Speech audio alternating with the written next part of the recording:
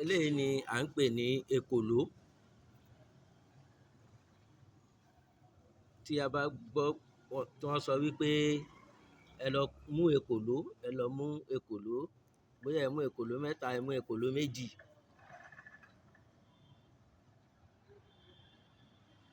Kòkòrò tó ń pè lékòló nìí. Mo mọ̀ pé gbogbo wa la dá mọ̀, àfihàn fún àwọn tí ò mọ̀, torí àwọn kan wà tó jẹ́ wípé wọn ò dá mọ̀. Ekòló